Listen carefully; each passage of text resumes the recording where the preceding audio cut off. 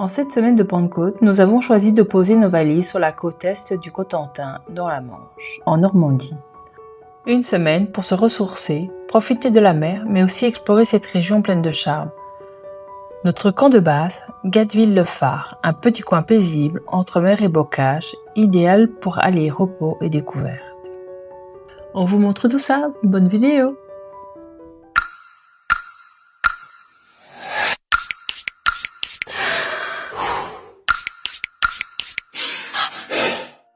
C'est ici, à Gatteville-le-Phare, que nous avons installé notre camping-car pour une semaine.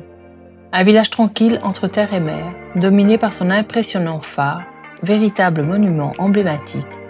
Il se dresse à plus de 75 mètres de haut, avec ses 365 marches. Et bien sûr, nous avons gravi chacune d'elles. Là-haut, une vue spectaculaire à 360 degrés sur la mer, la côte et la campagne environnante. Le Cotentin se découvre aussi lentement. Au rythme du vélo ou de la marche, chaque balade nous a permis de longer les plages et de traverser de charmants hameaux.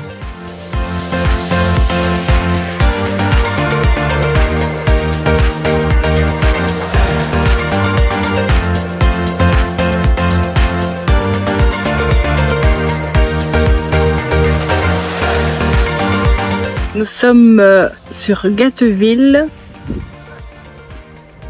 Comme vous ne le voyez pas. Et nous allons donc partir pour une petite balade pour aller voir le phare de Gatteville que je vous montre tout de suite.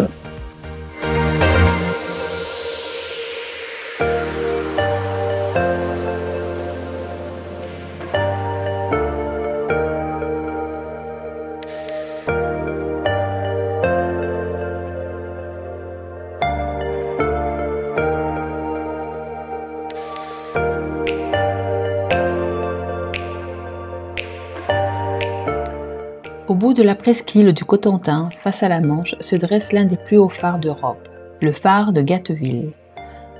Avec ses 75 mètres de granit taillé et ses 365 marches, une pour chaque jour de l'année. Il veille sur les côtes normandes depuis 1935. Construit pour guider les marins à travers les courants redoutables et les rochers tranchants du raz de Barfleur, le phare de Gatteville est un repère impressionnant, visible jusqu'à plus de 50 km au large. Aujourd'hui automatisé, il continue à projeter sa lumière dans la nuit comme un lien discret entre le passé et le présent. Du sommet, la vue est spectaculaire. La mer à perte de vue, les toits de Barfleur et par beau temps, les côtes anglaises qui se devinent à l'horizon. Un lieu majestueux hors du temps qui raconte à sa manière l'histoire maritime de la Normandie. Voilà, on l'a fait. 349 marches.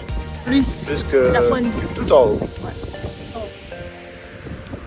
À quelques pas du phare, le village de Gatteville mérite qu'on s'y attarde. Au cœur du village se dresse l'église Saint-Pierre, bâtie entre le XIIIe et le XVe siècle.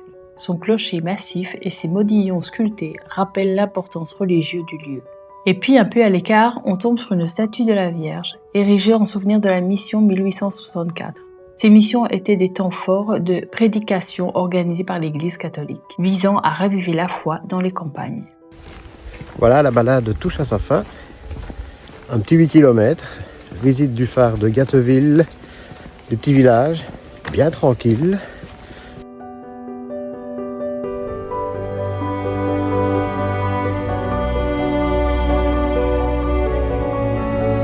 Depuis notre camping à Gatteville, nous avons choisi de rejoindre Barfleur à pied, en longeant le littoral. En chemin, nous passons devant le moulin de Crabec. Posé au milieu des champs, ce moulin à vent traditionnel, désormais hors service, rappelle l'activité agricole et maritime du passé. Le sentier serpente entre les prés salés, les plages de galets et les murets de pierre. Ici, la mer n'est jamais bien loin, et le vent du large accompagne chacun de nos pas.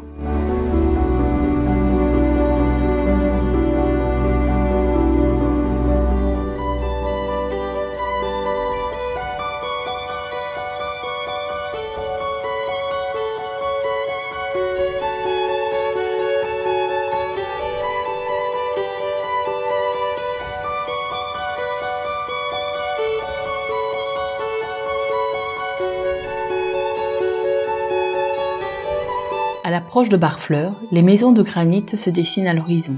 On sent déjà l'odeur du port, le va-et-vient des bateaux et l'âme de ce village, classé parmi les plus beaux de France. Une balade simple, vivifiante au rythme de la côte normande. Une halte paisible dans un décor intemporel. Barfleur, autre perle du littoral, s'avance fièrement dans la mer, ce petit port de pêche est classé parmi les plus beaux villages de France. Et il suffit d'y poser le pied pour comprendre pourquoi. L'église Saint-Nicolas à l'entrée du port veille sur les marins et donne au village un air de carte postale normande. Le village semble figé dans le temps avec ses maisons basses en granit gris, serrées autour du port, ses ruelles pavées et ses bateaux traditionnels qui oscillent doucement au rythme des marées.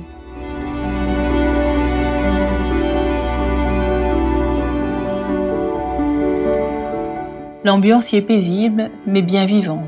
Les pêcheurs y débarquent encore leur cargaison et les étals de fruits de mer rappellent la spécialité locale, la moule de Barfleur, fine et goûteuse.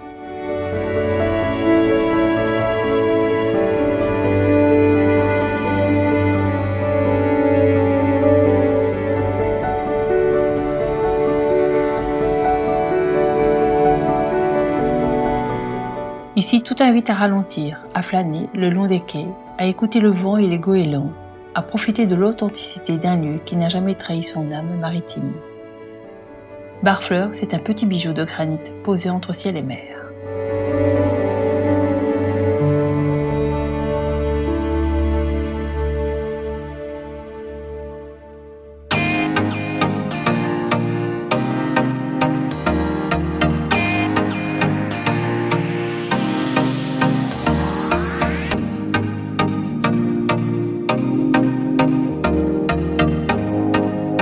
À quelques kilomètres de là, nous avons visité Saint-Valaou. Classé parmi les plus beaux villages de France, c'est un port vivant, authentique, avec ses beaux bateaux de pêche, ses huîtres réputées et les célèbres tours Vauban inscrites à l'UNESCO.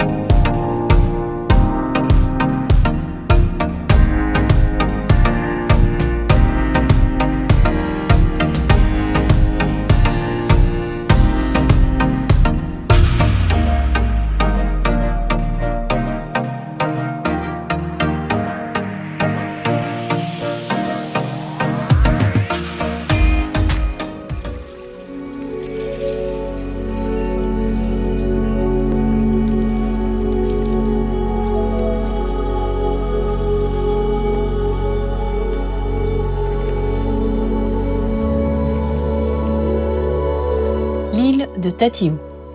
Un nom étrange, presque lointain, pour un petit bijou de la côte normande, situé juste en face de Saint-Valaou. Accessible à pied à marée basse ou en bateau amphibie selon les horaires. L'île semble flotter entre ciel et mer. Dès l'arrivée, le dépaysement est total. On laisse derrière soi le bruit du monde pour entrer dans un lieu suspendu, façonné par le vent, le sel et l'histoire. L'île n'est pas bien grande, à peine 28 hectares, mais elle concentre une incroyable richesse. On y découvre d'abord la tour Vauban, sœur jumelle de celle qui fait face à elle sur le continent. Inscrite au patrimoine mondial de l'UNESCO, elle rappelle que Tatiou fut autrefois un poste militaire stratégique. Aujourd'hui, c'est surtout un lieu de culture et de nature.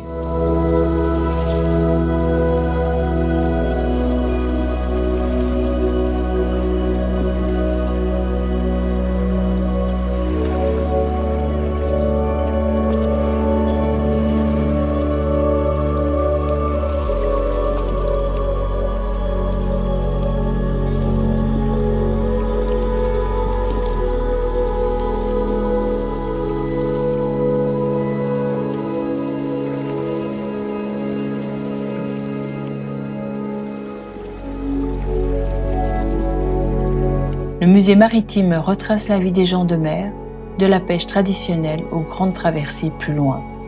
Des jardins littoraux dévoilent une flore rare, parfaitement adaptée au climat salin. Tatiou, c'est aussi un sanctuaire pour les oiseaux, un refuge tranquille pour les migrateurs comme pour les promeneurs. Ici, on marche au rythme des marées, entre sentiers, rochers et silence. En été, l'île devient même musicale avec un festival à marée basse unique en son genre. Mais hors saison, comme lors de notre visite, Tatiou se montre dans sa forme la plus pure, sauvage, paisible et profondément apaisante.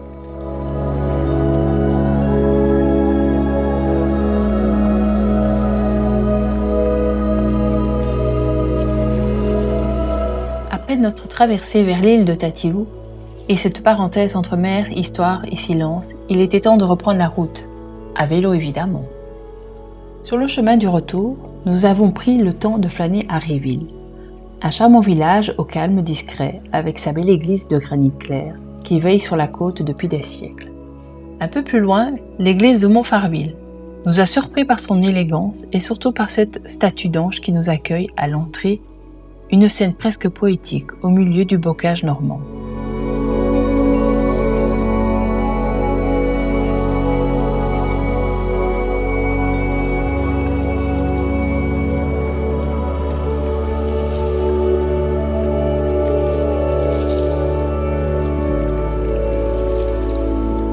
Et pour finir cette belle boucle, retour au camping de Gatteville, où une récompense bien méritée nous attendait. Des huîtres fraîches de la région, dégustées face à la mer, dans le silence du soir. Un moment simple, iodé et parfait.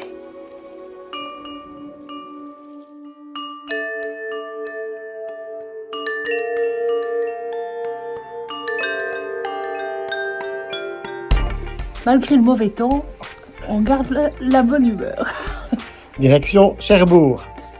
S'il continue à pleuvoir, nous irons voir la Cité de la Mer. Pour visiter Cherbourg, nous avons laissé les vélos de côté et opté pour les transports locaux. Une navette jusqu'à Saint-Va, puis un bus qui nous a conduits directement en ville. À notre arrivée, difficile de ne pas penser au film Les Parapluies de Cherbourg. La ville garde cette ambiance un peu cinématographique, entre ciel changeant, façades colorées et passé maritime.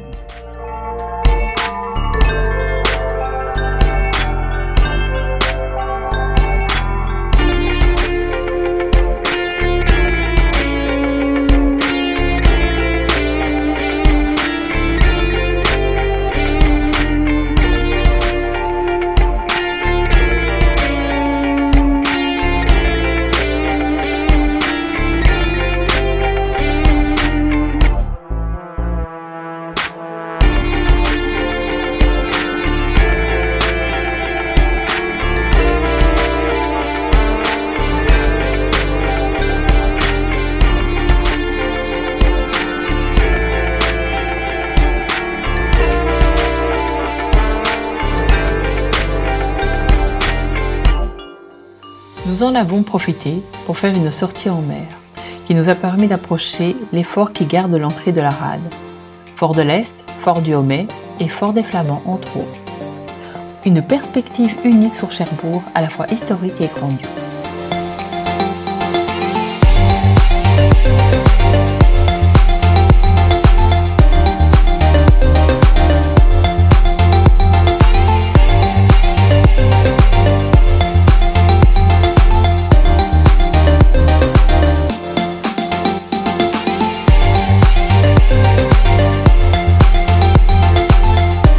En fin d'après-midi, nous avons repris le bus retour, les images plein la tête et le vent du large encore sur le visage.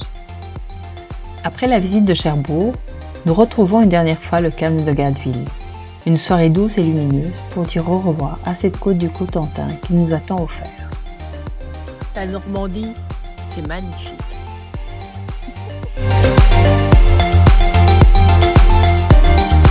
Et comme toutes bonnes choses ont une fin, il est temps pour nous de quitter le camping de Gatteville. Mais avant de partir, on s'offre un dernier arrêt en bord de mer, histoire de savourer une dernière fois cette lumière et ce calme si typique du Cotentin.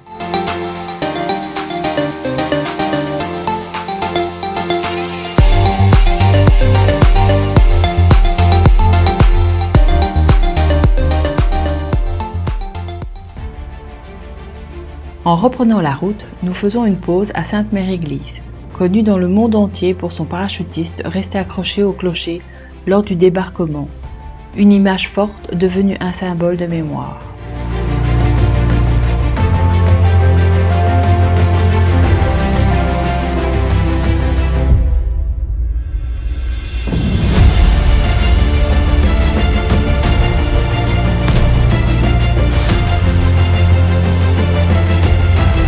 Un peu plus loin, à Isigny-sur-Mer, ce sont les plaisirs gourmands qui prennent le relais. Beurre, fromage, caramel ou beurre salé, un délice. On fait le plein de produits du terroir normand avant de quitter la région.